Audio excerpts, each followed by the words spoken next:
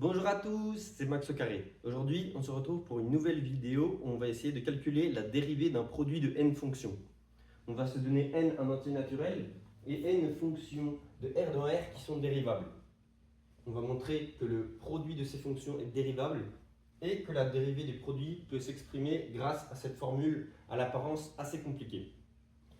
On peut déjà essayer de voir ce que donne cette formule dans le cas où n est nul. Donc si n égale 0, qu'est-ce que ça donne? Ça donne un produit vide à gauche, un produit de 1 à 0. Donc à gauche,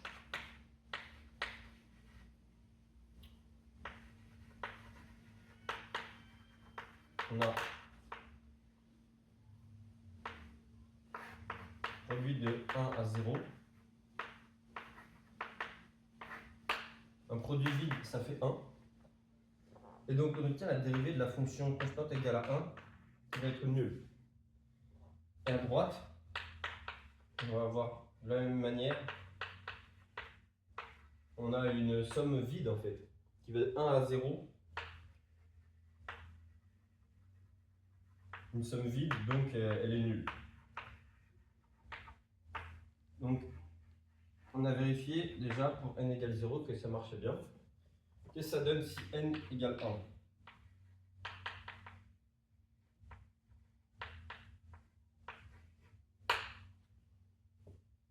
Donc à gauche, on va voir cette fois-ci un produit de 1 à 1. On aura une fonction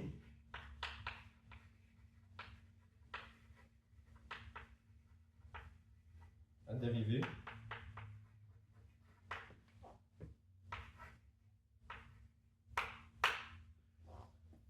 Et ensuite à droite, il va falloir calculer.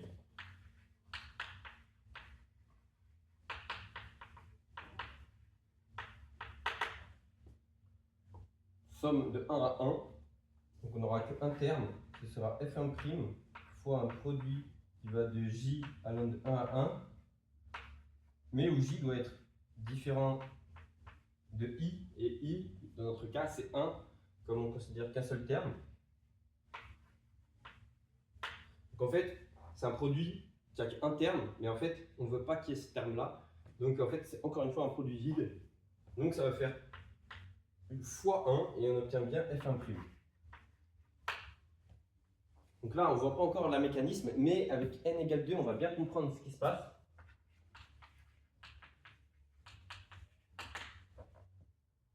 Alors, donc à gauche, on a f1, f2, et tout dérivé. Et là, on va essayer de retrouver justement notre formule de dérivée du produit de deux fonctions qu'on connaît bien. À droite, on a, donc le premier terme, ça va être f1'. Ensuite, on aura un produit de deux termes, a priori, qui va de 1 à 2, sauf qu'on n'aura pas que justement le j vale 1. Donc, on va juste considérer le f2. Et pareil, ensuite, i va valoir 2. Donc, on va dériver f2. Et dans le produit qui va suivre, on aura à multiplier par l'autre fonction f1 et on retrouve bien notre dérivée du produit de deux termes. C'est exactement ce qu'on veut. Donc on voit que ça commence à bien se dérouler. Et donc l'idée, ça va être de faire une preuve par récurrence. Une preuve par récurrence, pourquoi? Parce que c'est très agréable. Comme on a des produits, justement, on va pouvoir faire scinder le produit de n plus 1 comme celui jusqu'à n avec le terme n plus 1. Et justement appliquer notre propriété qu'on connaît déjà de la dérivée de deux termes. Donc on va faire cette démonstration par récurrence. On a déjà fait l'initialisation juste ici. Donc on va passer à l'hérédité directement.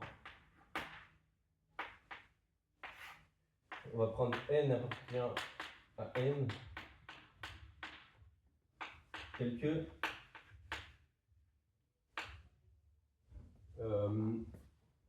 la propriété est vraie, c'est assez pénible, il faut dire oui pour toute fonction. Donc là on n'a pas trop le temps à l'oral. La propriété est vraie pour ce n,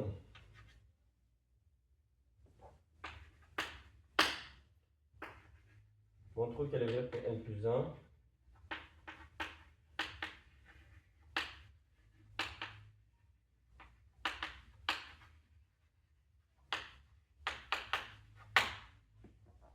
Donc, on va se donner donc n plus une fonction qui sont dérivables.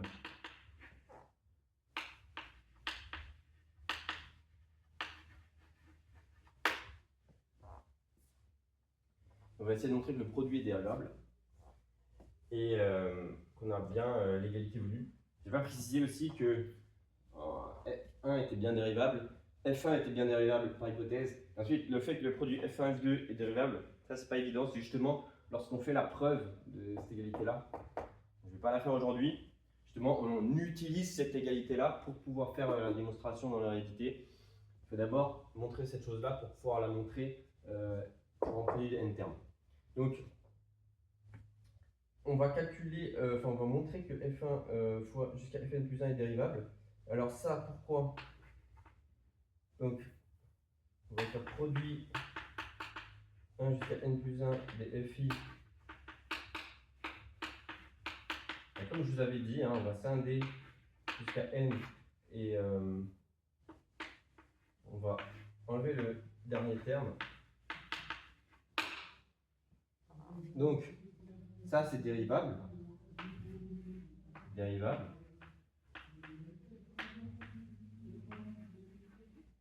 Et ça c'est dérivable.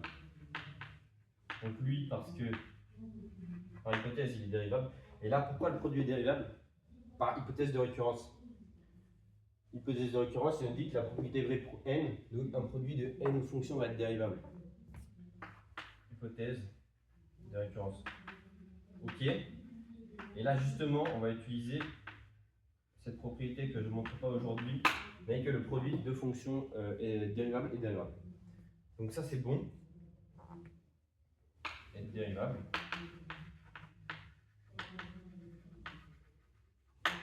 Et ensuite, on va essayer de faire notre calcul.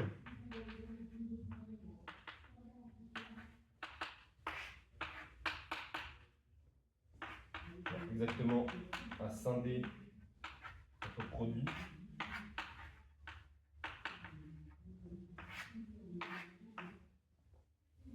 Et là, on va utiliser notre propriété en taille 2, celle qu'on a juste ici. On a la dérivée d'un produit de deux termes. On va appliquer cette formule.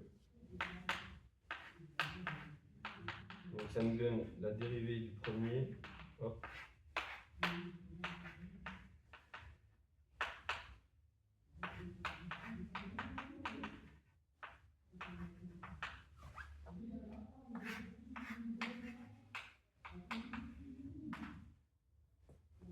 Ça c'est parfait. Et là maintenant on va pouvoir utiliser notre hypothèse de récurrence sur la dérivée d'un produit de n fonctions.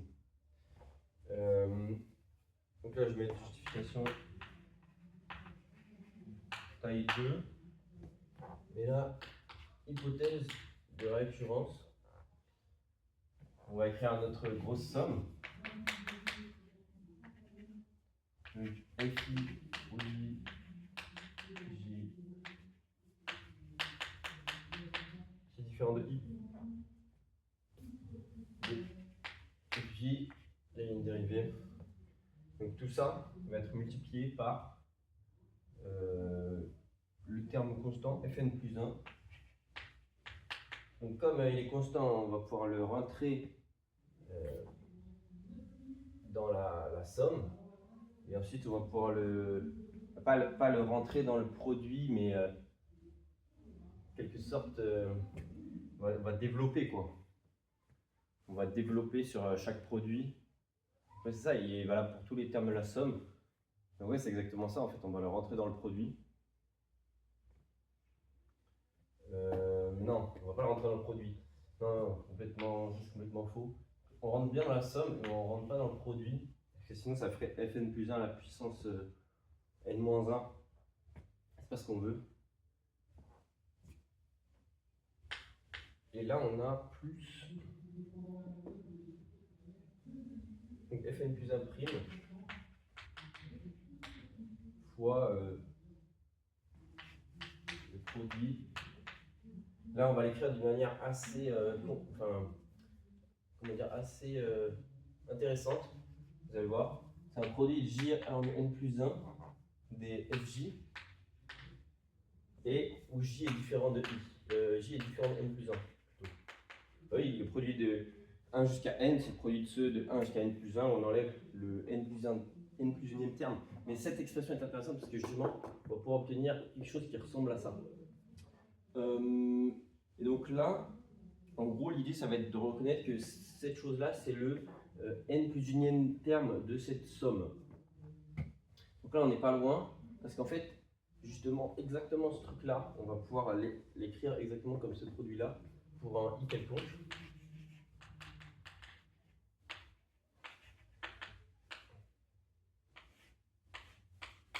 Mais en fait, ce produit, on rajoute. Donc c'est pas en fait on rentrait le Fn plus 1 dans le produit, c'était plutôt on considère le n plus 1e terme de ce produit. Hop, J différent de I. Et on voit en fait qu'on a exactement le n plus 1e terme de cette somme.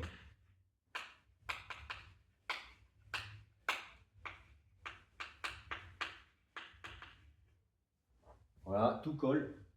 Fi prime, Fn plus 1 prime. Produit de J en n plus 1, J différent de I. Ici, I vaut n plus 1, pareil. Donc on a exactement notre somme qui va se passer de n plus 1, Fi prime. Un produit qui va lui aussi de n plus 1, Fj, où J est différent de I. Est-ce que c'est ce qu'on voulait montrer? A priori oui, parce que ici, on a bien n plus 1, n plus 1 là, n plus 1 là. Donc c'est bon. Donc voilà, c'est tout pour cette vidéo. Merci d'avoir regardé.